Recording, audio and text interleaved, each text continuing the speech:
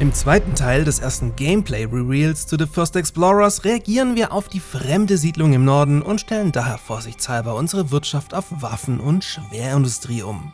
Solltet ihr den ersten Teil hierzu noch nicht gesehen haben, holt das unbedingt vorher nach.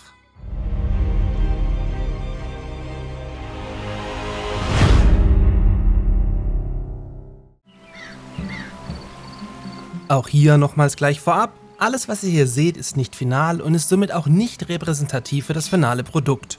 Vor allem die Animationen in den Gebäuden fehlen noch komplett. Ebenfalls habe ich euch am Ende des Videos dann nochmals den kompletten zweiten Part unkommentiert und ungefiltert angehängt, damit ihr das, falls gewünscht, auf euch wirken lassen könnt.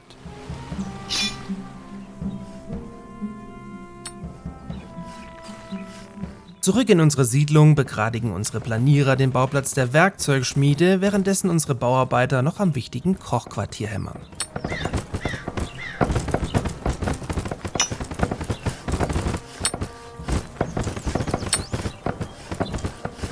The First Explorers orientiert sich auch beim Kampfsystem stark an den altehrwürdigen Vorlagen aus Die Siedler 3 und 4, wird aber zusätzlich auch um Formationen für Truppen erweitert und auch Mauern zur Verteidigung bieten.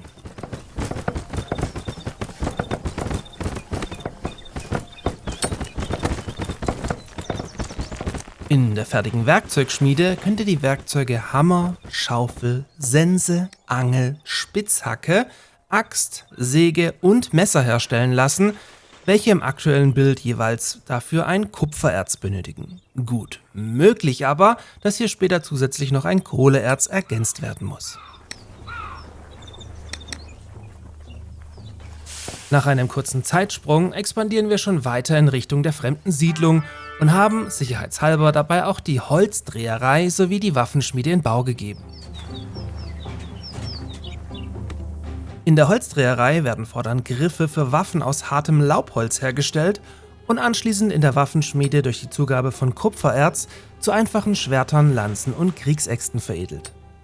Im späteren Spielverlauf und mit dem Aufstieg in die nächste Siedlungsstufe werden dann unter anderem Bögen samt Bogenschützen eure Truppen verstärken. Die gerade produzierten Waffen werden nun in die ebenfalls errichtete Kaserne geliefert, in der dann, soweit freie Siedler verfügbar sind, Militäreinheiten rekrutiert werden können.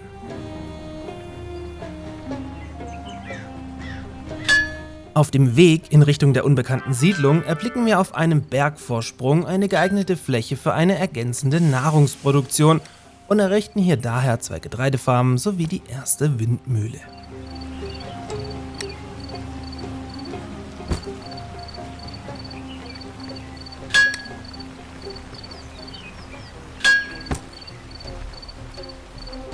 Im Siedlungszentrum können wir derweil einen kleinen Überschuss an Fischen erwirtschaften, weswegen wir die Produktion für mehr Mahlzeiten um ein weiteres Kochquartier ergänzt haben und mit einem 5. Holzfäller im Norden den Wald langsam roden, um mehr Bauplatz zu erschaffen.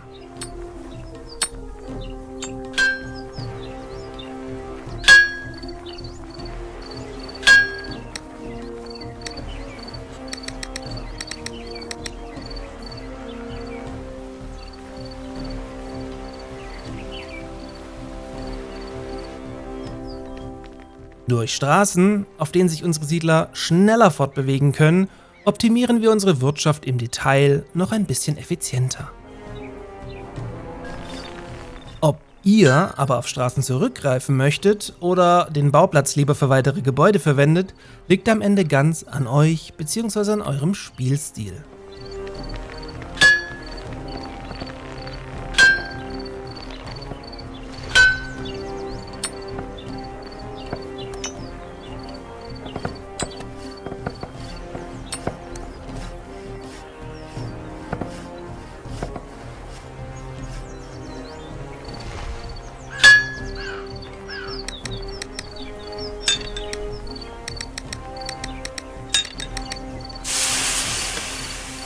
Während wir nun unsere frisch produzierten Militäreinheiten für die erste Kontaktaufnahme langsam in Stellung bringen, zeichnen wir den Getreidefarmen mit dem Pinseltool noch eben die zu bestellenden Felder ins Gelände. Alternativ könnt ihr auch hier mit dem klassischen Kreissystem aus Die Siedler 3 und 4 arbeiten.